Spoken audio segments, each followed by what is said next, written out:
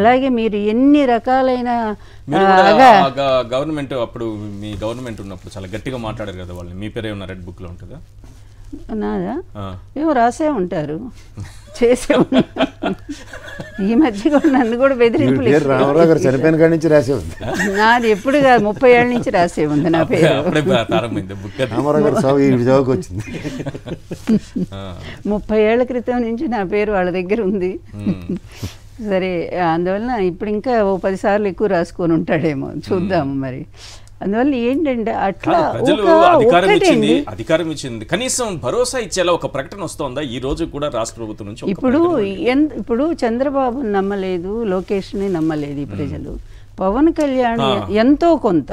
మీరు మంచి పాయింట్ చెప్పారు. ఒక్క మాట చెప్తాను మేడం, నేను ఎందుకు పవన్ కళ్యాణ్ గారిని పదే పదే చూపిస్తున్నానంటే, పవన్ కళ్యాణ్ గారిని నమ్మారు కదా, ఆ మాటలు నమ్మారు కదా. అందుకని ఇప్పుడు రేపు ఎవరైనా విమర్శించవచ్చు, ఎంతసేపు పవన్ కళ్యాణ్ దే వేస్తున్నారు, మిగతా వాళ్ళ గురించి ఏం మాట్లాడలేదు అని అంటారేమో. ప్రజలు పవన్ కళ్యాణ్ గారిని నమ్మారు కదా, అందుకు ఆ బైట్స్ నేను ప్లే చేశాను. అవును, ఇప్పుడు అందరూ, ఇప్పుడు నేను కూడా అనుకున్నా ఇతను వచ్చాడు, కొంచెం ఏదో మంచి భావాలు ఉన్న వ్యక్తి కదా, విప్లవ భావాలు ఏవో ఉన్న వ్యక్తి కదా, ఇలాంటి వాడు కనీసం వాళ్ళ బుద్ధి చెప్తాడు. ఏమన్నా చెడ్డ మార్గంలో పోతే, పరిపాలన గాడి తప్పితే, ప్రజల మీద ఏమైనా రోజుల్లో అసలు ఎక్కడండి.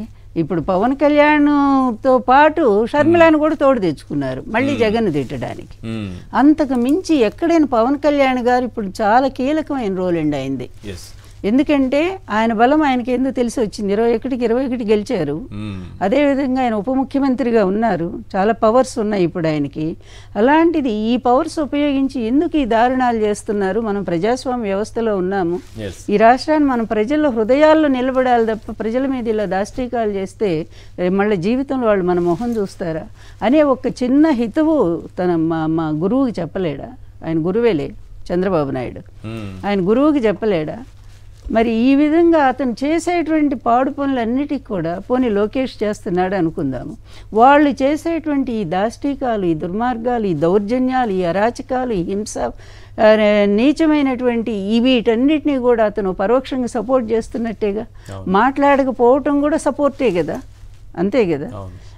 ఎక్కడైనా సరే ఒక అకృత్యం, అవమానం జరిగినప్పుడు దాన్ని ఖండించకపోవటం కూడా వాళ్ళు చేసి, దక్షుడు ఉపేక్షించుట విలయమునకు మూలం అంటాడు ధర్మరాజు భారతంలో.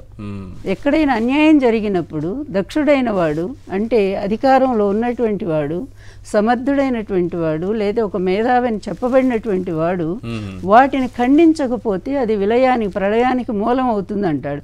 ఇప్పుడు ఆ ప్రళయమే వస్తూ ఉంది ఆంధ్రప్రదేశ్లో. చూస్తే అతి దారుణంగా ఉంది అక్కడ పరిస్థితి. అదే అసలు ఇప్పుడు బీజేపీ కూటమిలో ఉంది. బీజేపీ కూటమే కదా, కూటమే కదా. బీజేపీ వాళ్ళు మాట్లాడారు, బీజేపీ వాళ్ళు ఏ విషయంలో అయినా సరే బయటకు వచ్చారా? అదే అసలు ఇప్పుడు ఒక మహిళ కాదండి, ఒక్క నిమిషం, మంత్రి పదవులు, సీట్లు చాలు. ఇట్లాంటి ఘటనలపైన మాట్లాడినప్పుడే కదా ఆ పార్టీ నిలబడుతుంది. ఈశ్వర్ గారు ఒక్క మాట, ఇప్పుడు ఒక మహిళ ఆ పార్టీ అధ్యక్షురాలిగా ఉన్నారు, ఆంధ్రప్రదేశ్ బీజేపీ అధ్యక్షురాలిగా. ఈ మహిళకి చుట్టాలే కనిపిస్తున్నారు. ఇదేంటిది? ఈ చుట్టాలు తొక్క తీసి అవతల పెట్టేద్దాం, నేను ఎప్పుడో వదిలేసాను. అవన్నీ తీసి పడేద్దామండి. ఎందుకంటే నేను ఎప్పుడు న్యాయానికే నిలబడ్డాను, ఆ రోజు నుంచి ఈ రోజు వరకు కూడా, నేను చచ్చే వరకు కూడా అలాగే నిలబడతాను. నాకు ఈ చుట్టరికాలు లేదు, బంధుత్వాలు లేవు. ఎందుకండి ఒక ఆడపిల్ల అంత అన్యాయమైంది, కనీసం ఖండన చేయొచ్చు కదండి బీజేపీ లీడర్ ఆమె. ఇదేం అన్యాయము? వెంటనే దోషులను పట్టుకోండి, శిక్షించండి. అలాగే ఇన్ని రకాలుగా హత్యలు చేస్తున్నారు. నిన్న ఒక మహిళ ట్రాక్టర్లతో తొక్కించారు, చంపేశారే ఒక ఎస్సీ మహిళని. మరి ఇది ఈ దారుణాలు ఏంటి అని చెప్పి ఇంతవరకు ఒక్క ఖండన వచ్చిందండి బీజేపీ పార్టీ నుంచి. అంటే ఆ పార్టీని ఒక తోక పార్టీగా మార్చేసి చంద్రబాబు నాయుడికి ఈ విధంగా బీజేపీ అమ్ముడుపోయింది అనేటువంటి ఇది ఒక ప్రజల్లో వస్తూ ఉంది. అందువల్ల ఇంత నీచమైన ఈ రాజకీయ నేతల కోసమానండి ఈ ప్రజాస్వామ్యం అనేటువంటి మహానుభావుడు అంబేద్కర్ గారు అంత కష్టపడి ఆ రోజు తన ప్రాణాలు కూడా పోయినాయండి ఆయనకి. నిజంగా ఈ రాజ్యాంగ నిర్మాణంలో అంబేద్కర్ చేసిన కృషి, పగలు రాత్రి అతను నిద్ర లేకుండా శ్రమించేసి చివరికి ఆరోగ్యం పాడైపోయి ఆయన హాస్పిటల్లో ఎన్ని రోజులు అయిపోయి చివరికి చనిపోతారు ఆయన. అందువల్ల అంత రాజ్యాంగ నిర్మాణం జరిగింది దేనికోసం అండి? ప్రజాస్వామ్య వ్యవస్థ నిలబెట్టడం కోసమే కదా. ప్రజాస్వామ్యాన్ని ఇలా నిలువున కూనీ చేస్తూ ఉంటే ఏ ఒక్కడికి నోరు లేదా? బీజేపీ నోరు మూసుకుపోయినాయండి. పవన్ కళ్యాణ్ గారు ఎందుకు మాట్లాడరండి? హత్యలపైన మాట్లాడరు, అత్యాచారాలపైన మాట్లాడరు, అసలు అర్థమే కాదు. శేఖర్ రెడ్డి గారు, జగన్ మీద వ్యక్తిగత కక్షను పెంచుకున్న మీరు మొత్తం ప్రజలందరి మీద కూడా కక్షను చూపిస్తా ఉంటే ఇది ఎట్లా న్యాయం అండి? అసలు ఏ నిర్వచనం చెప్పాలనుకుంటున్నారు ప్రజాస్వామ్యానికి వీళ్ళు?